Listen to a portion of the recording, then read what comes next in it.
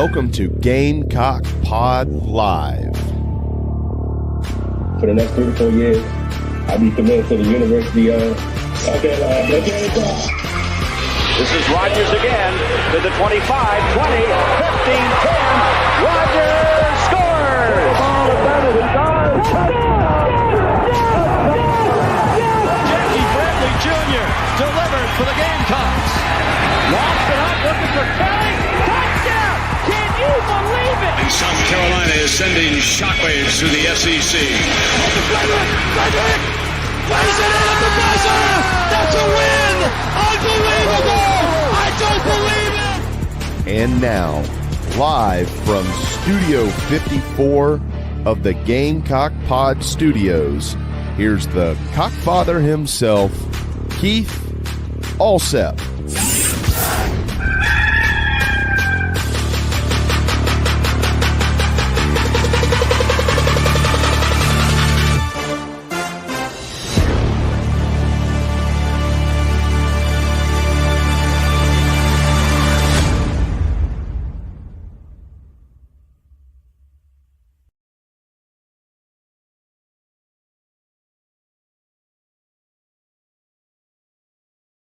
Everybody, welcome in to Gamecock Pod Live for June the 18th. The summer of Shane is in full go mode as the Gamecocks are set to host a star-studded official visit group of 2026 prospects this weekend. In just a few minutes, I'll be joined by the man himself, Alex Jones from thebigspur.com. We'll break it all down. But first, let's get to our Nana's Porch news, notes, and headlines brought to you by the award-winning full-service catering company servicing the greater Charlotte area. I'm talking about Nana's Porch, your go-to for all your catering needs, whether it's a banquet, a wedding, corporate event, a big summer backyard blowout, maybe a celebration for a little league team, a golden wedding anniversary celebration, a birthday party, a graduation party, whatever your catering needs, Nana's Porch has got you covered. So go to the homepage, nanasporch.com. That's NANASPORCH. Get in touch with my good friend Chris Payne. Tell him the Cockfather sent you. You'll love it. I guarantee it. And even if you don't have a catering event coming up, go to nanasporch.com where you can order plenty of Nana's Porch award-winning pimento cheese and have it delivered right to your front doorstep, absolutely free of charge. Folks, the toughest part of this process is deciding how many containers of smoky jalapeno and how many containers of the great regular flavor am I going to offer, because after you do that, shipping is free of charge, it's very affordably priced, and checkout is simple, safe, and secure. Nana's Porch, award-winning pimento cheese. It's great to have in the refrigerator for any occasion. You'll love it. I guarantee it.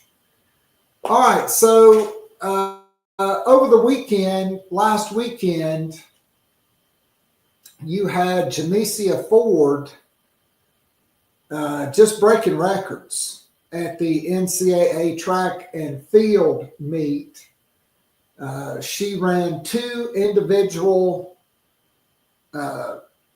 semis in the 100 and 200 meters. She set collegiate leading and program records in both the 100 and the 200 meters.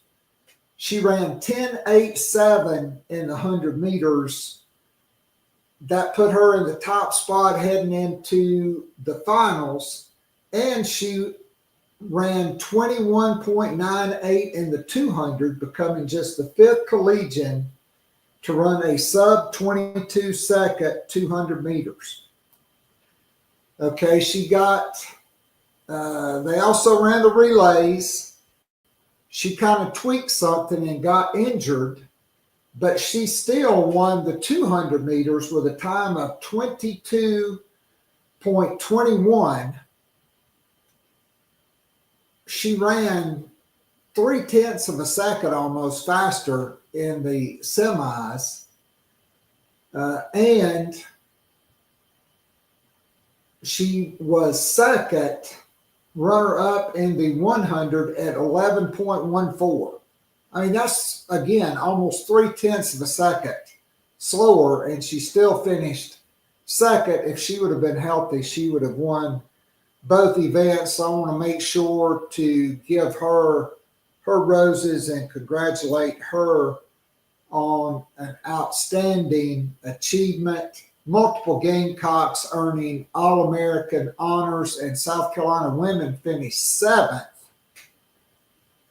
which was their highest finish in quite some time.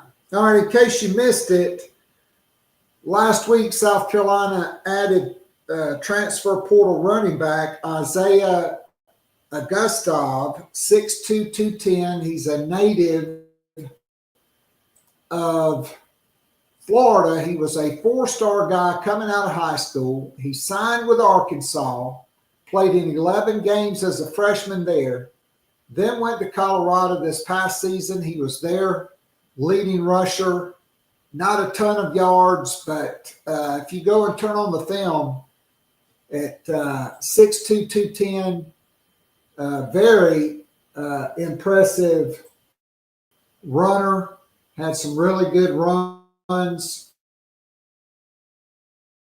for the Gamecocks. He has the ability to make defenders miss while trying to replace Bucket Sanders. Augustov began his career with Arkansas as a freshman before transferring to Colorado for the 2024 season.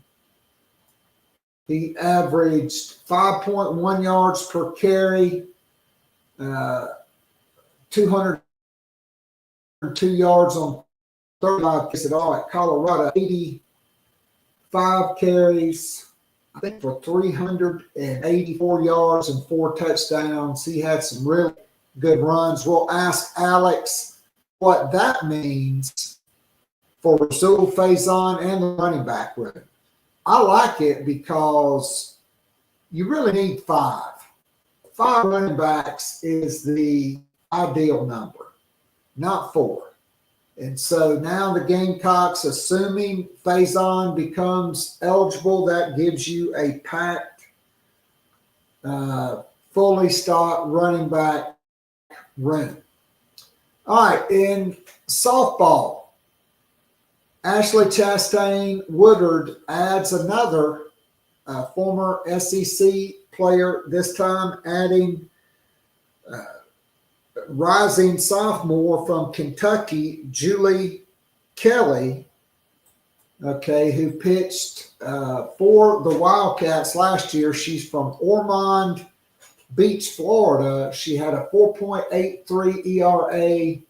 She picked 62 and a third innings in 24 appearances as a true freshman. She joins Mississippi State right-handed pitcher Josie Marin, NC State outfielder Tori Inslee, Ole Miss infielder Tate Davis, who's a Greer, South Carolina native, Florida infielder Alyssa Hovermail, and Kennesaw State pitcher Emma Fredale as members of South Carolina's transfer portal class.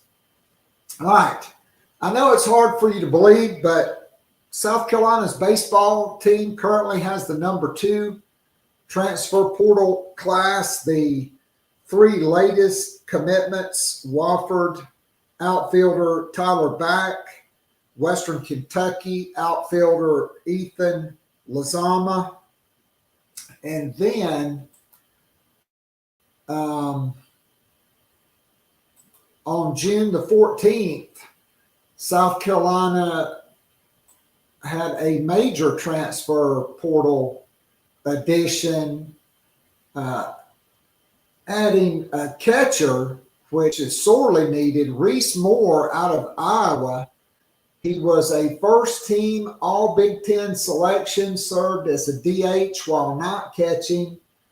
He's a left-handed hitter, throws right-handed, hit .306 with 27 extra base hits, and according to John Little from the Big Spur, South Carolina is involved with Tennessee reliever Dylan Loy, who is kind of a big deal.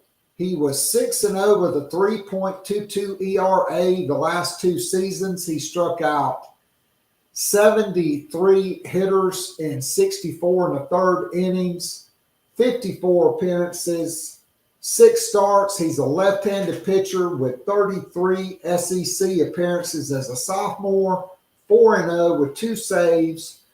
This past season, he struck out 36 while walking just 11. He made 19 appearances in Tennessee's 30 SEC games. So Dylan Loy is definitely a name to watch. And then lastly, fever in the Connecticut Sun.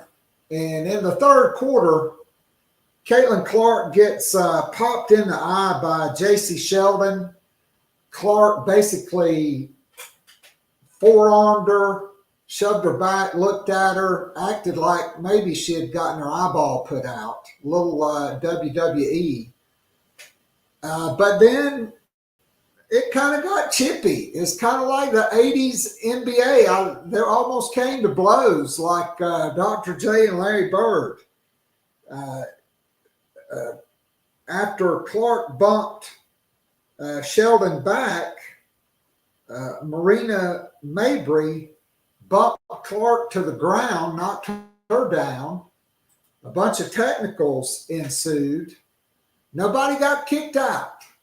But later in the game, Sophie Cunningham, who clearly was raised in a trailer park in Missouri, she got traded to Indiana, and Sheldon was driving for a layup with under a minute to go. Indiana was up big, and Sophie Cunningham basically grabbed her by the neck and tried to suplex her to the ground and just slung her to the ground, got ejected. There was a fight. The benches kind of cleared, but I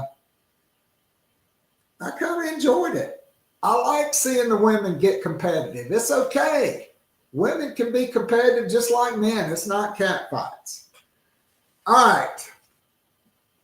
Those are your Nana's Porch news notes and headlights. Maybe later we could talk about the women's SEC basketball opponents was revealed. I will tell you they're only playing Texas once. That's at home. They're only playing LSU once. That's in Baton Rouge. They play Alabama twice. Everybody else, they only play once. But let's bring in the man himself, who I gotta believe is a wrestling fan. That is Alex Jones. Alex, did you at least see the ESPN highlight of the fracas last night in the WNBA? I did. I think I was looking on Twitter this morning and saw it, and it seems like that's happening a lot. Obviously with the Caitlin Clark and all of that effect, but I think it's putting a lot of eyes on the WNBA, to be honest. And I think that's something that Caitlin Clark's helped been doing, and it's just a lot of eyes are on the WNBA right now. No doubt. So, Alex, first, what are your thoughts on South Carolina picking up Isaiah Augusta, the former 4-star running back who spent his freshman year at Arkansas, was Colorado's leading rusher? You turn on the film, to me there's a lot to like, but they didn't really run it a lot because Shiloh was either throwing it a lot or running backwards and then throwing it a lot or getting sacked. And how do you think that impacts Rasul Faison? I don't think there's really any it wasn't like, South Carolina took Isaiah Augusta just because they know what's going to happen with Russell Faison. I think it just came down to, this guy's in the transfer portal and a guy that had, I can't remember the exact number, 300 something rushing yards. And as you mentioned, last year in Colorado's offense, they weren't running the ball. Like it was a Shadur Sanders, Travis Hunter show. Like they were going to throw the ball, and he still put up solid stats. And I think it came down to where, that's an option in the portal that you absolutely can take. And it's one of those where, if Russell Faison's ruled ineligible, that helps cover you a little bit just because it brings another player in there. But if Russell Faison's ruled eligible, then that just we're going to have 4 anyway with Russell Faison eligible. You get Isaiah Augusta in there, and that gives you really 5 running backs in there, which is kind of the ideal number that you look for at that spot. And so I think it was just one of those where it came down to like you take them, that option's there in their portal. You have to take it if you have room for them, and a guy that I think can bring a little bit and make a little bit of an impact this year in that room. And another big physical guy with 3 years to play to, I think it was a layup. To me, it was a no-brainer to add him because, like you said, 5 scholarship guys is really the ideal number. This guy played in the SEC as a freshman. He was Colorado's leading rusher this past season. He's a seasoned, experienced guy with the ability to make you miss and the ability to run off and leave you.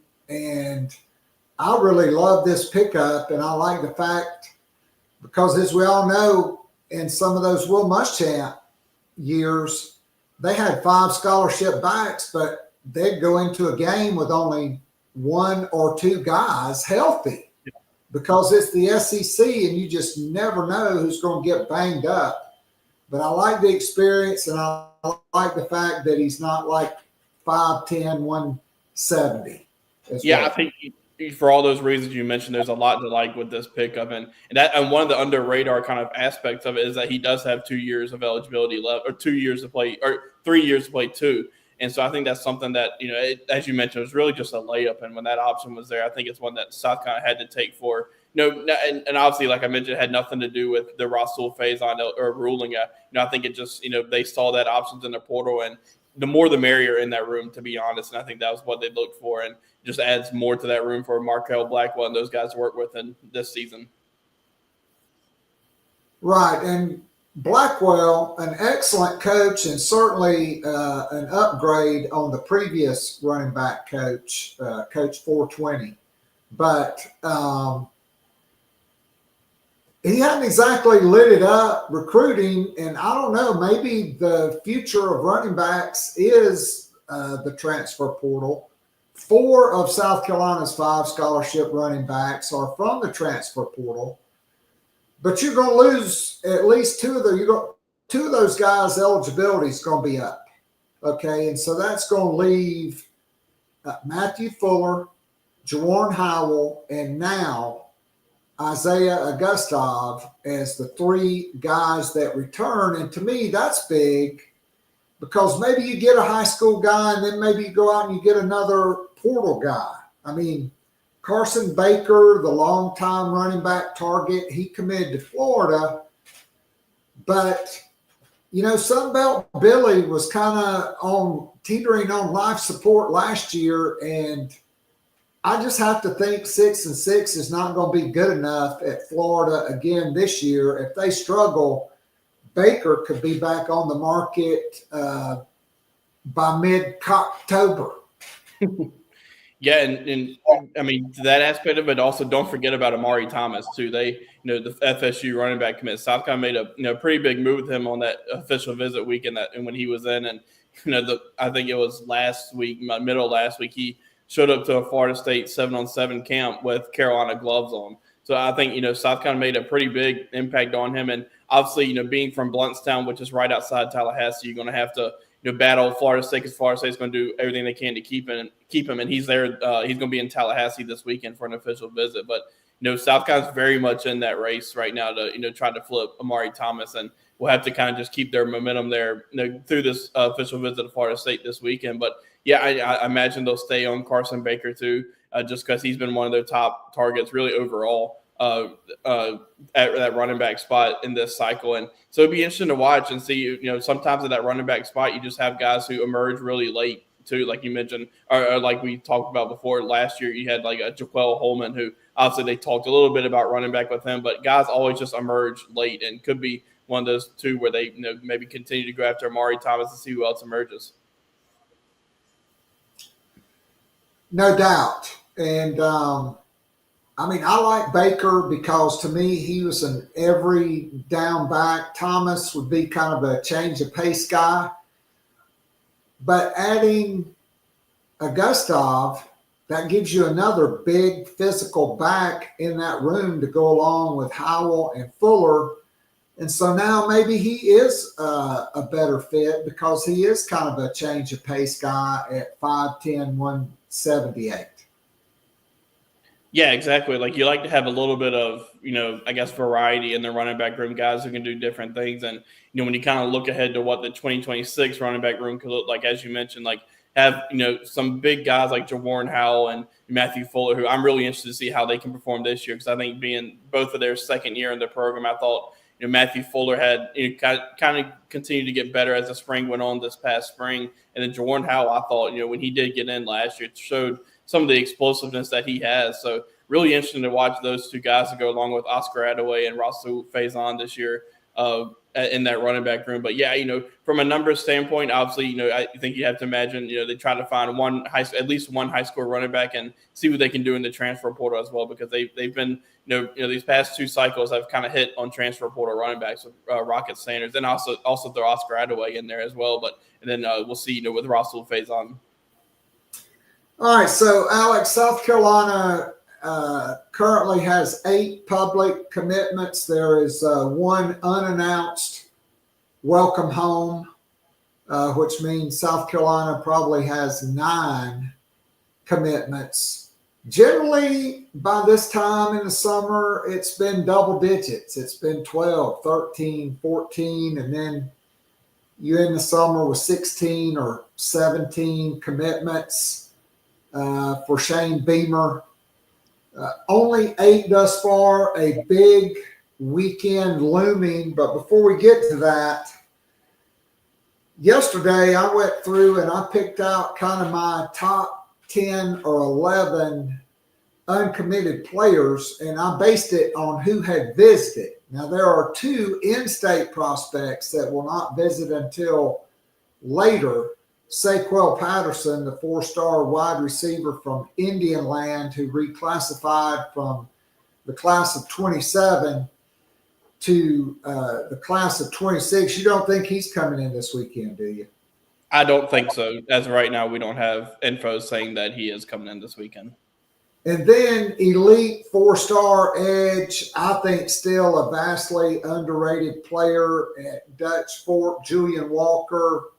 The son of South Carolina assistant strength coach Jamil Walker, 6'6", 240. I mean, if it said in the Webster's dictionary, see elite edge rusher, there'd probably be a picture of Julian Walker and Carter Meadows there. I think those are the 2 guys.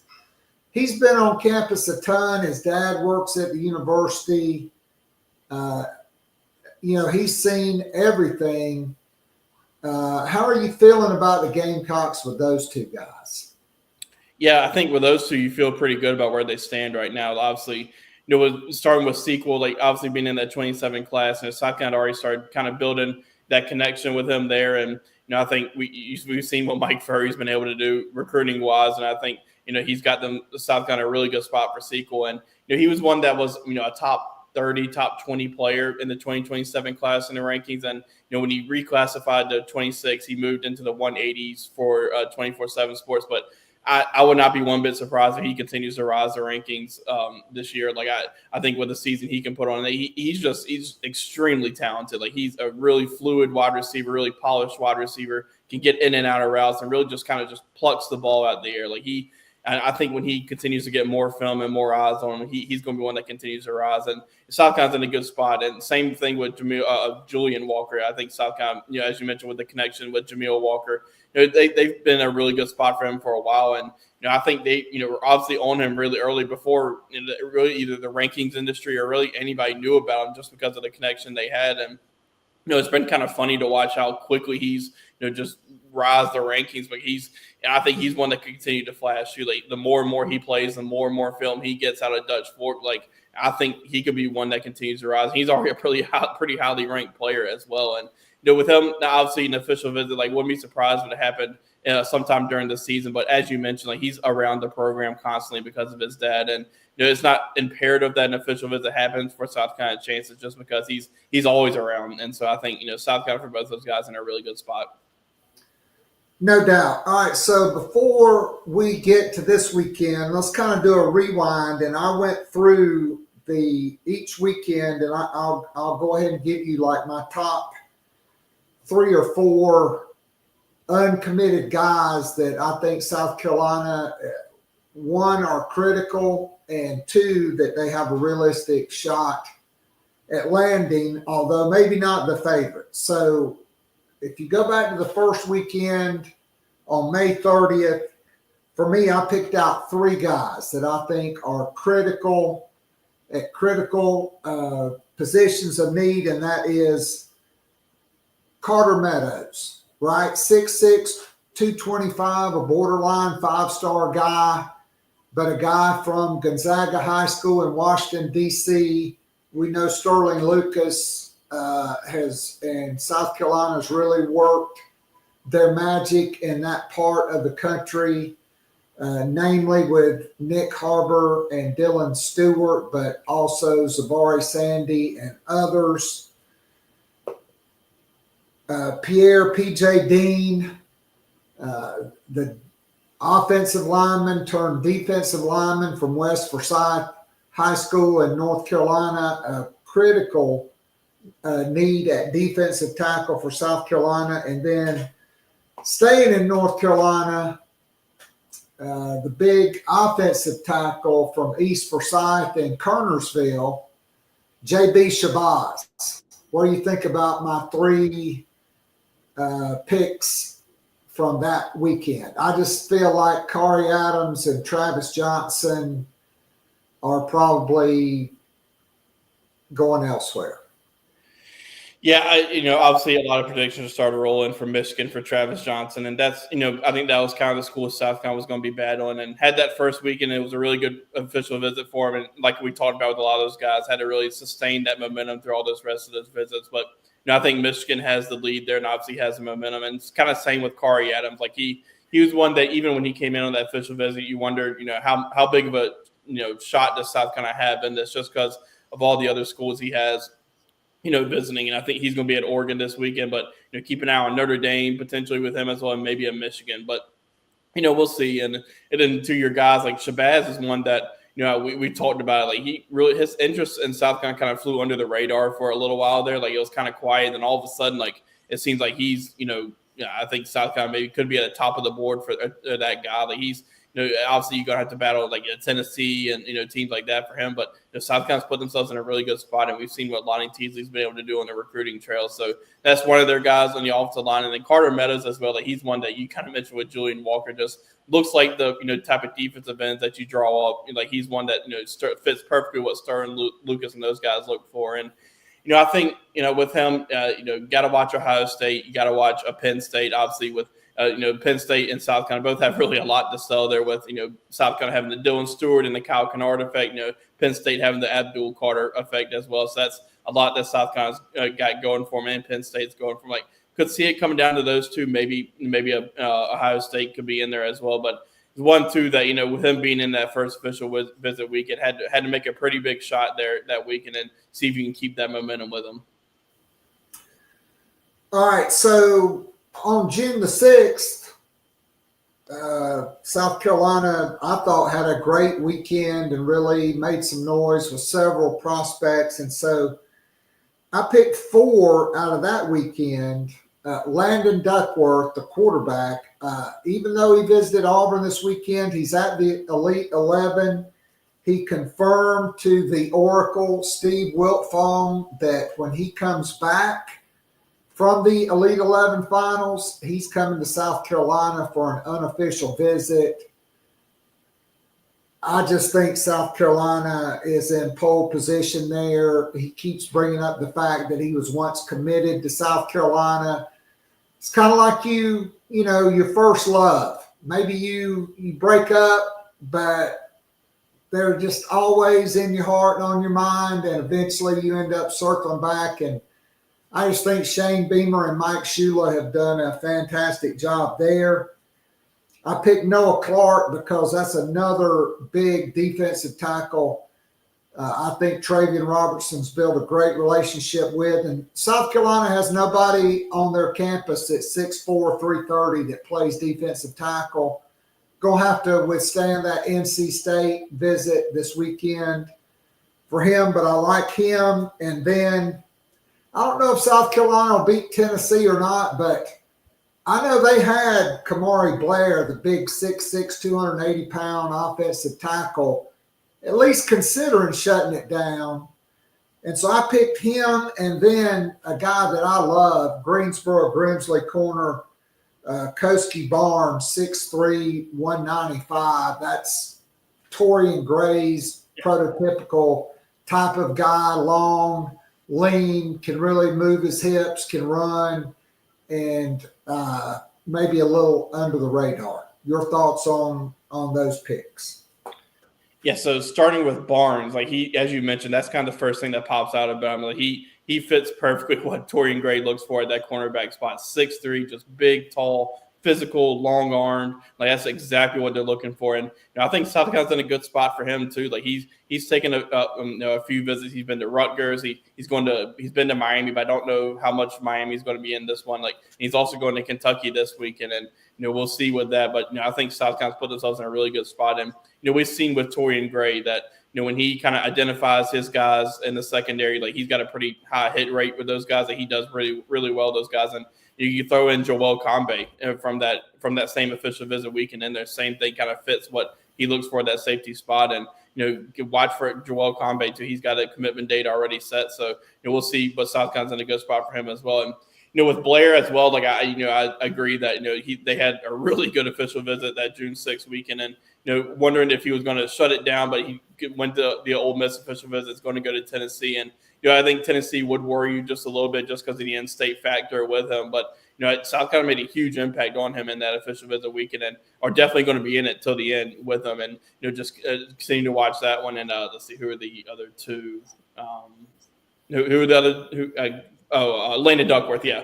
So with Duckworth, yeah, as you mentioned, like he, obviously I had some on the site yesterday from what he said at the Elite 11, and kind of mentioned that going too far away from home is not something that bothers him really. And I think obviously that Auburn unofficial visit this past weekend maybe would put a little bit of worry in you just because of the way Auburn's recruiting and what they're doing. But I think South Carolina, obviously, Mike Shula, as you mentioned, Shane Beamer did a pretty good job when Dow Loggins left, kind of helping continue to keep South Carolina in this battle. And then Mike Shula has really come in and done an incredible job building that relationship with him. And I think that's something that's really standing out to him. And with him, I think, one of the recruiting pitches South Carolina can have for him is like, look, like if Lenora Sellers has a really good year this year and continues to play the way he is, like maybe he's gone to the draft and you could come in and be in this fight with Aaron Nolan and Carter Woods for the quarterback one job where, at Auburn, they got Deuce Knight coming in, and he, as you can imagine, maybe not this upcoming year, but could be, the future Auburn quarterback for a few years. So,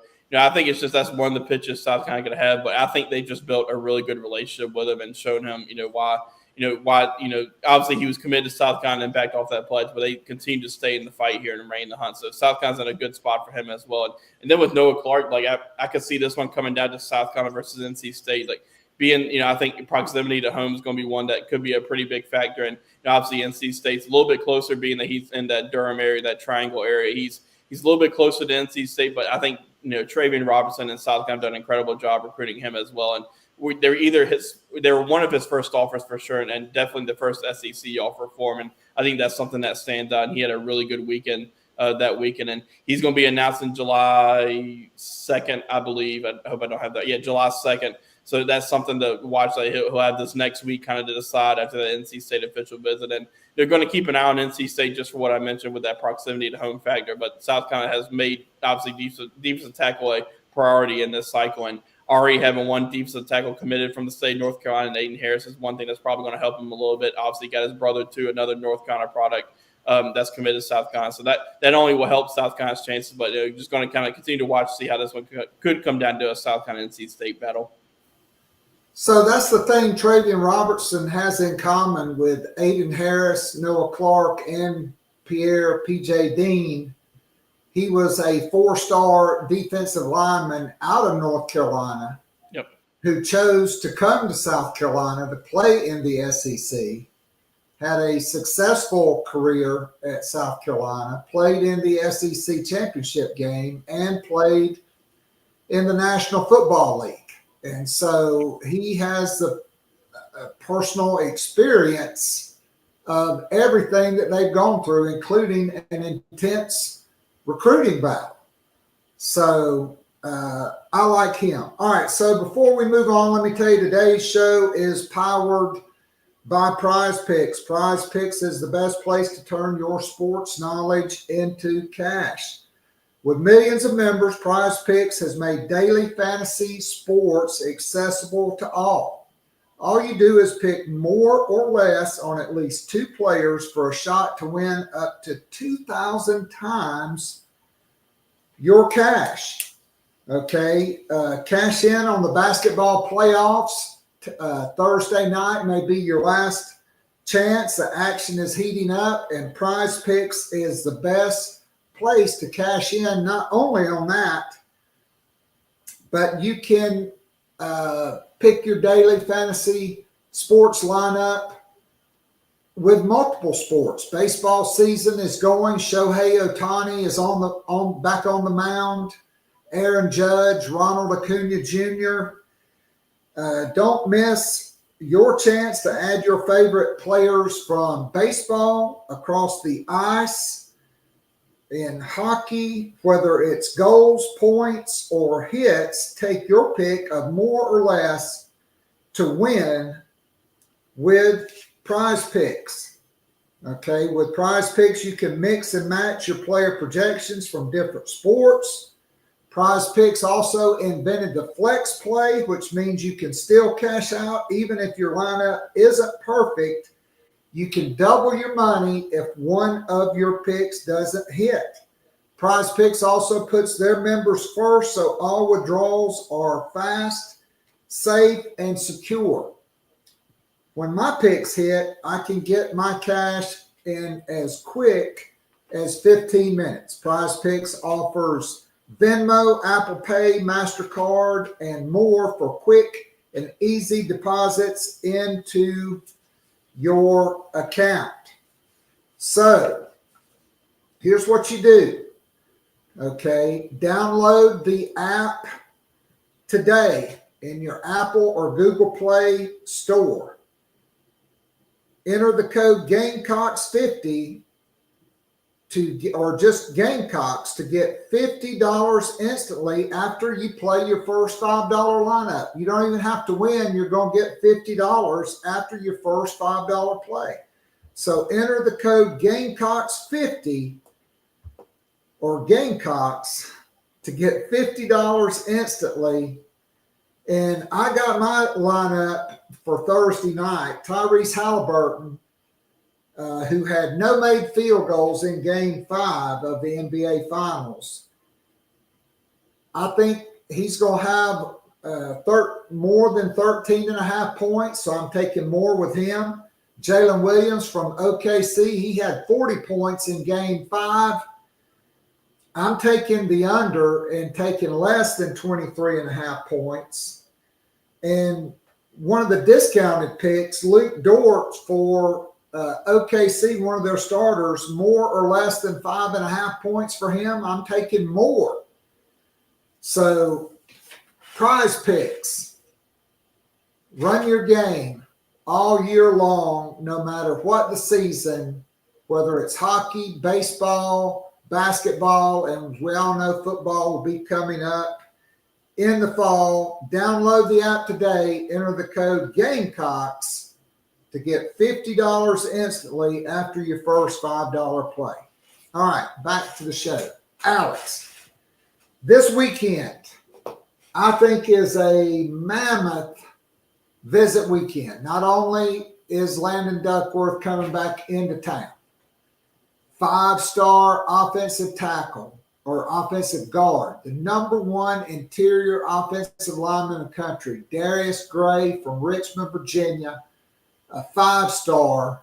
South Carolina's had the lead for a long time on him. Now he's been taking a bunch of official visits elsewhere, and let's face it, he is a great player. Alex, your thoughts on Darius Gray? Can South Carolina still be in the running for Darius Gray as the number one interior offensive lineman in the country and another big time OL prospect for Lonnie Teasley, Sam Survey, and the triple XL Beetlejuice, Greg Atkins? Yeah, they're definitely in the running. Like, I think LSU has gotten a lot of momentum here lately in this recruitment. He was there last weekend, but getting him in this weekend's big. I think it's one of those where getting the last official visit is something that can help South Carolina, and it could come down to where maybe this is an LSU South Carolina battle. But when you think about South Carolina in this recruitment, like, they've been on Darius Gray for a long, long time. He's been one of their top guys, and obviously I think they've got him into camp, and they've just built a really good relationship with him and been on him a long time. So I have to imagine that's going to be their pitch this weekend, and to kind of show him hey, South Carolina, we've been on you for a long time, and so it's going to be interesting to watch, see how that one all turns out with him. But South Carolina's been in the running here for a while, and they're going to get their last shot this weekend to see what they can do. All right, so I think it's no coincidence that Jazavian Currents, the number one prospect in South Carolina, according to 24/7 Sports Composite, who was an early commit to Gamecocks, 6'3", 205, a big-time athlete from South Point High School. I mean, it's not like they've never produced any players. Stephon Gilmore, Jadeveon Clowney, Devontae Holloman played his senior year there. It's kind of been a Gamecock stronghold. One of the Dixon brothers that came from South Point. Current's just the latest in a long line. But his running mate, his buddy, 7-on-7 teammate, Samari Matthews, considered one of the top corners in the country, 6'1", 190, listed as an athlete by 24/7 Sports. South Carolina loves him as a corner. Some people think he's a safety, but they thought the same damn thing about Stephon Gilmore, and he wound up being the best cornerback in all of football. Looks like this was going to come down to South Carolina and Texas. They're coming in on the same weekend. South Carolina gets the last shot, and I don't know who Texas defensive back coach is, but he certainly does not have the pedigree of Torian Gray. You also have the proximity to home here, but you also have Texas, which is a big-time blue blood and a lot of NIL money flowing. South Carolina and Texas preview this visit and how critical it is for South Carolina with Samari Matthews. Yeah, another one, kind of the same thing with Darius Gray, talking about how long South Carolina's been recruiting him. I think with Samari, I'm not even sure you can count on two hands how many times he's visited South Carolina, either for unofficial visits or for camps or whatever it may be. And obviously being from Huff High School up in that Charlotte area, pretty close to South Carolina. And that's one thing that I think is helping South Carolina as well in this battle. And could definitely see it, as you mentioned, coming down to a South Carolina-Texas battle for him. But kind of, again, the same thing with Darius Gray. They've had the long-standing relationship with him. Torian Gray has zeroed in on Samari Matthews for this class for a long time and has built a really good relationship with him. And That's kind of interesting that you bring up about kind of the pedigree of Torian Gray. Like, when we talk to these defensive backs who have come in on official visits or whatever it may be, like that's one of the first things they always mention with South Carolina is Torian Gray and the guys that he's been able throughout his time at South Carolina and really his career, the guys that he's been able to put in the NFL, and that's something that stands out. I think to Samari and the rest of these cornerbacks, and you mentioned it too, the connection he has with Jazavian Currents. Like they went on. I know the Florida State visit together. Jazavian didn't go to Texas this past weekend, but they're close and play on the same type of 7-on-7 team, and that's something that's also working in South Carolina's favor. So same thing with Darius Gray. I think getting the last visit here for Samari Matthews, Smoke Matthews is going to be huge and could end up playing a key role in this to get that last word in before his August 10th commitment date. No doubt. All right, so Samarian Wingo, a 4-star wide receiver who's really not been talked about a lot. He was at South Carolina last year when really Lenora Sellers stepped out of the phone booth and he turned from Clark Kent into Superman. He was at that game. It was rocking. South Carolina gets the last visit with him. No wide receivers committed in this class for the Gamecocks. We talked about earlier Saquel Patterson. Amiri Acker committed to Liberty. Now, does that kind of tell you that maybe South Carolina said, hey, we think we've got our wide receivers, or I don't know, maybe he was just scared off by negative recruiting about the 6 freshmen? But Wingo, I don't think scared of anybody. He's from Florida. He's 6'2", 180. He's a prolific wide receiver and one of the top players in the Sunshine State. This visit's going to be big for South Carolina with Samari and Wingo. Yeah, they're going to have their shot this weekend. Like coming into the visit, it feels like a Florida-Miami battle, but South Carolina's going to have their shot, and hard to count out Mike Furry. He's going to do everything he can this weekend to try to get Samari and Wingo in. But I think the big thing is just going to have to be able to get him out of the state of Florida, because with the way Florida is recruiting right now and the way Miami's recruiting as well, like both of those teams are recruiting really well, and so they'll have their shot with them this weekend, and you'll get that last June 20th weekend official visit. But we'll see. That's one of the ones I'm kind of interested in. Some of these other guys see what the word is coming out on him, and how much of a shot or how much of an impact is South Carolina able to make with him this weekend. All right, 2 more big-time South Carolina prospects. Tamarian Watkins, 6'4", 200, out of Northwestern High School. He'll be in with Jazavian Currents and Smoke Matthews this weekend. Georgia heavily involved here. And Alex, to me, I agree. I mean, he could be a guy. He's still not even a senior in high school. He's 6'4", 200. Hell, he may be 6'4", 225 or 230 pounds and end up being an outside linebacker before it's all said and done. But Rock Hill's the South Carolina stronghold.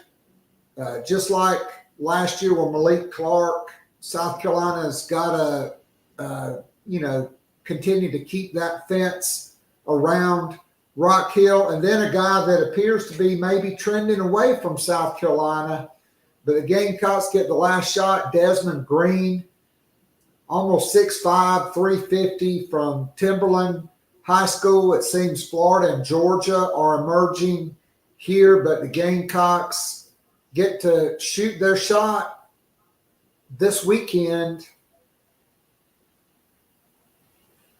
I mean, I don't know how this one's going to go. Your thoughts? Yeah, as you mentioned, they'll have their shot this weekend. And I think Florida could be a team that's trending here a little bit. South Carolina's been in the hunt for this one for a while, but he's also had, Florida, Georgia, Oklahoma, in that kind of, I guess, maybe a top group there. And, we'll see, Lonnie Teasy and those guys will have their shot. I think, we'll see. South Carolina's been in this one for a while, but Florida seems to be trending. But, they'll have their say this weekend. All right, so I picked 3 guys out of this weekend's list of visitors, and it was Smoke Matthews, Darius Gray, simply because South Carolina probably been stronger longer, but like you said, he has been taking a lot of visits, and LSU has really made an impact here. And then Tamarian Watkins, to me, simply because I think he's going to grow into a linebacker, and South Carolina's defense can take all of the big-time athletic linebackers they can get. And so even if Watkins is a safety or a linebacker, you want him in this class because he is a big-time SEC linebacker. Yeah, I think athlete, my bad, athlete.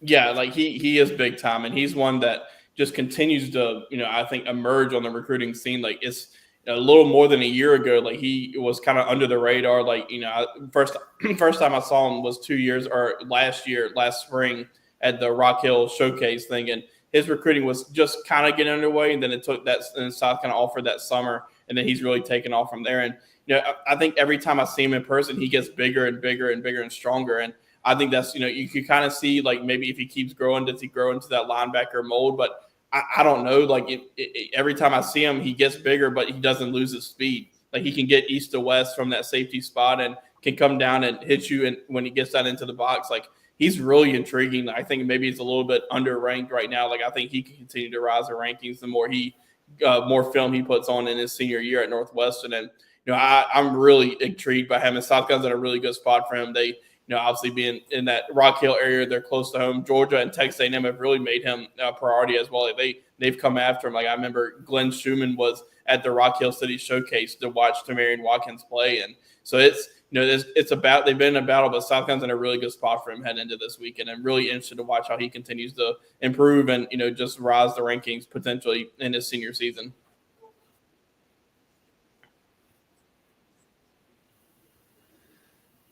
No doubt. So a huge weekend. The final official visitor this weekend, Orangeburg Prep tight end.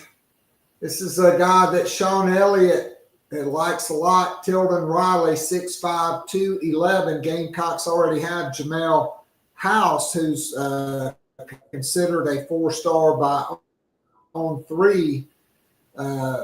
Newberry High School is a tight end in this class. I mean, he's a high 3-star guy, but I think South Carolina's in the driver's seat if they want to push for Tilden Riley. I think so too, and he's one that he's got really kind of emerged too. Like, he's saw what South kind of offered. You see some other teams start to get in, like Virginia Tech. I think was one of his first offers, and he officially visited there that first weekend, and was supposed to go to West Virginia that next weekend, but that visit was canceled, and was at Vanderbilt this past weekend. But South Carolina's in a really good spot here too, obviously being the in-state school. But he's a really intriguing player. You mentioned a guy that's 6'5", 211. When you watch his film at Orangeburg Prep, like, he's a guy that they kind of just give him the ball and tell him to go, and he makes plays. Like, he's a playmaker, and he's one too that also on his highlight film you can see him go up, and he's pretty good route running. He can go up and make plays at that 6'5" kind of frame. He can go up and high point the ball and catch it. So really, really talented player, and a good baseball player, good basketball player. I think he's already gotten. I can't remember the exact number, but he was averaging some really incredible stats on the basketball court as well. And you like to see that, coaches like to see that just because that can, kind of showcase your explosion and so just your overall athleticism. So really talented player that they've kind of keyed in on here in this class. And I think South Carolina's in a good spot heading into this weekend. No doubt. So I wanted to ask you about one under the radar prospect, and that is Greenwood High School quarterback Tristan Lewis, 6'4", 200. He came to South Carolina's camp. Torian Gray worked him out at DB. I don't know if they worked him out at wide receiver or not, but this is a big athletic guy. He's not an SEC level quarterback, but could be an SEC level athlete. And to me, this is another guy like a Nick Emanwari, a DQ Smith that is flying under the radar in the summer before their senior year. Could this be a guy that South Carolina ends up going on, or is that G13 classified and double secret probation.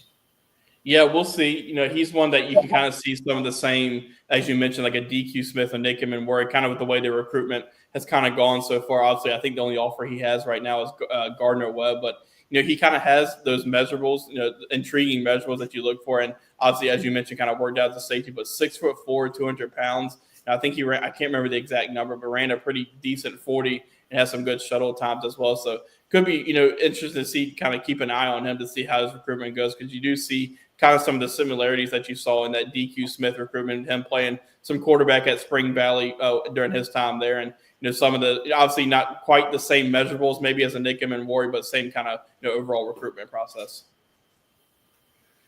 All right, Alex. So I'm going to put you on the spot. If you had to pick 2 or 3 guys that are uncommitted right now that end up in South Carolina's class before fall camp begins in August, or maybe even before Shane Beamer takes the stage at SEC Media Days in the College Football Hall of Fame in Atlanta, who would you put your money on?